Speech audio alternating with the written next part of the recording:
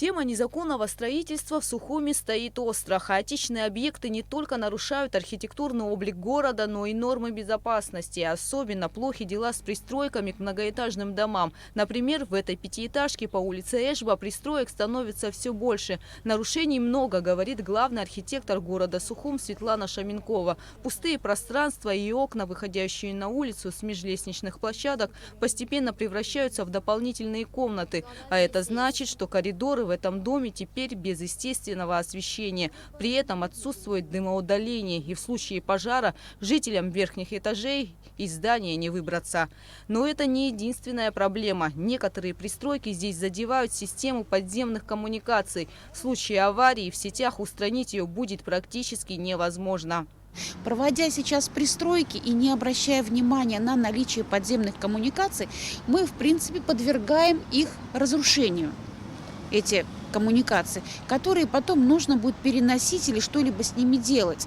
Потому что мы исключаем доступ к ремонту этих коммуникаций. Для чего делаются люки в коммуникациях? Для того, чтобы можно было какой-то определенный период, промежуток трубы отремонтировать, прочистить его, устранить засор, и чтобы она нормально функционировала. Здесь нарушенный архитектурный облик дома со стороны двора. Насколько качественной пристройки может ответить только экспертиза. А этот дом по улице Дзидзария включен в дополнительный список объектов историко-культурного наследия, так как построен он в стиле сталинского ампира. Для него характерно использование архитектурных ордеров с четкими пропорциями и обильным декором. Для оформления таких зданий часто использовались мрамор и гранит. Изучая этот дом как памятник культуры, специалисты обнаружили здесь вот эти пристройки. Объекты сталинского ампира, они интересны тем, что они построены все по принципу золотого сечения. То есть здесь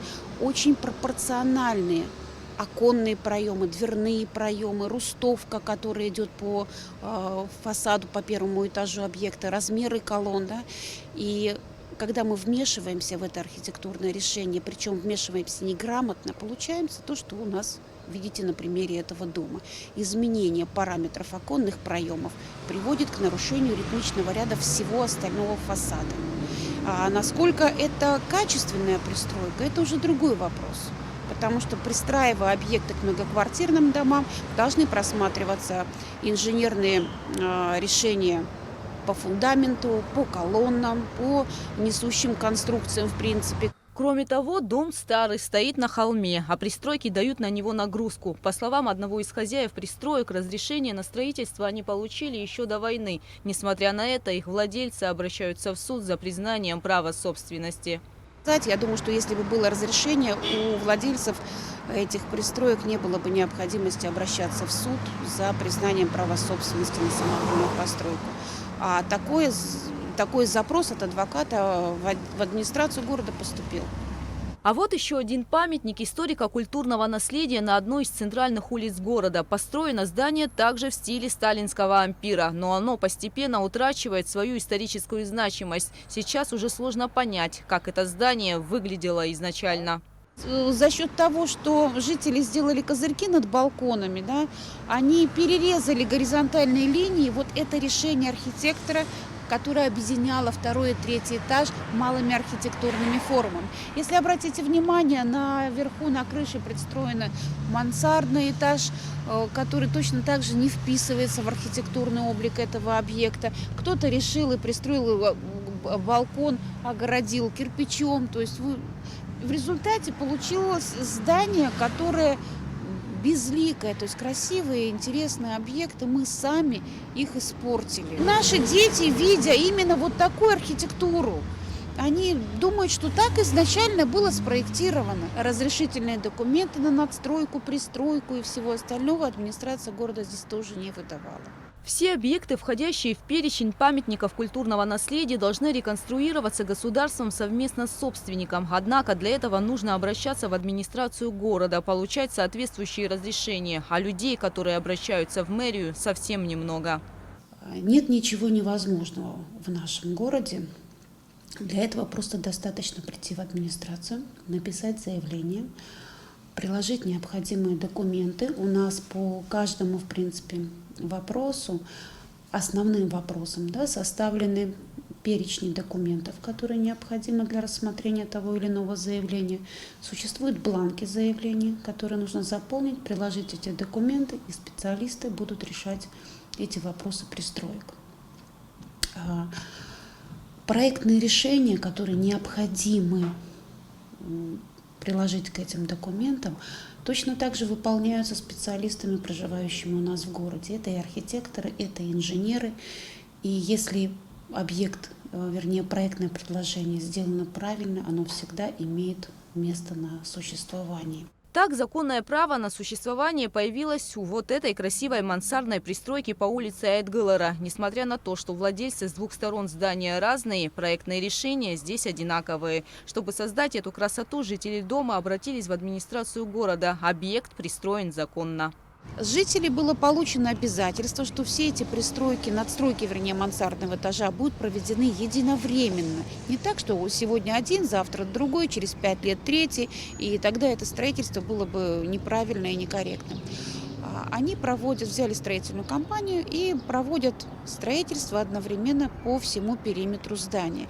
И даже сейчас уже, пока еще объект не закончен и не сдана в эксплуатацию, это мансардный этаж, уже видно, что объект вписывается в общий архитектурный ансамбль этой территории. И он ни в коем случае не ухудшает образ этого объекта, а, на мой взгляд, даже улучшает его. Кроме того, у жителей многоэтажек равные права как на крышу, так и на подвал здания. Поэтому между хозяевами пристроек и соседями существует договоренность. Здесь получено письменное согласие всех собственников на то, чтобы проведена будет пристройка. И практически все соседи получили дополнительные жилые подсобные помещения.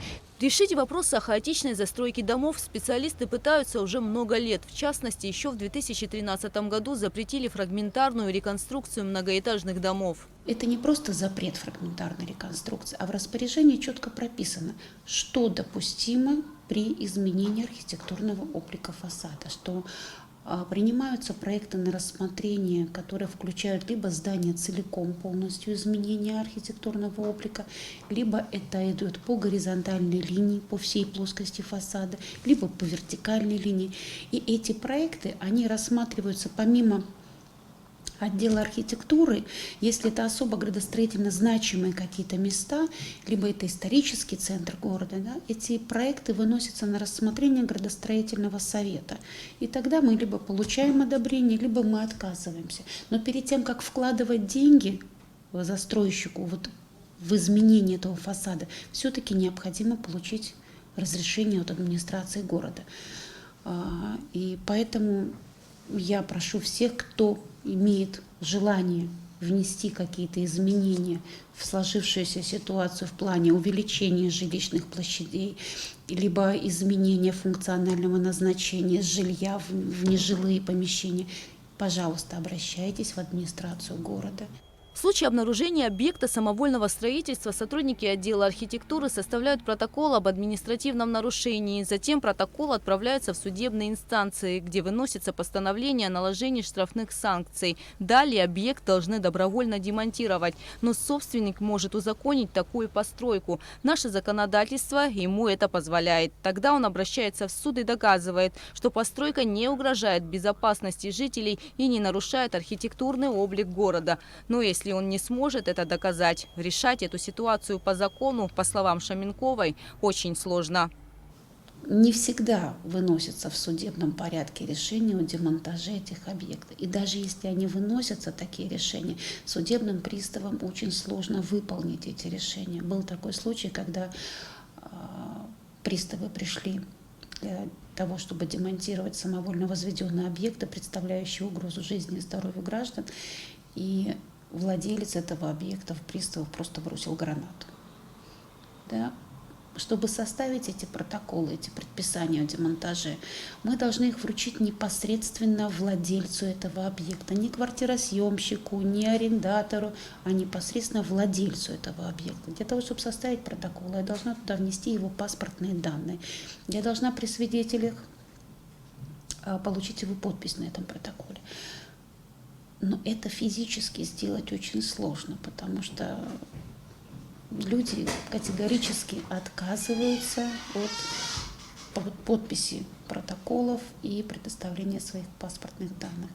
Сейчас в столице бум самовольных пристроек к многоквартирным жилым домам. И регулировать этот вопрос отделу архитектуры очень сложно. Но все же специалисты активно отслеживают такие объекты. Собранный материал направляют в суд. Однако пока бумаги рассматриваются в судебном порядке, человек уже практически заканчивает строительство объекта. А дальше еще сложнее. Гугуца Вардания, Алексей Баструков, Абхазское телевидение.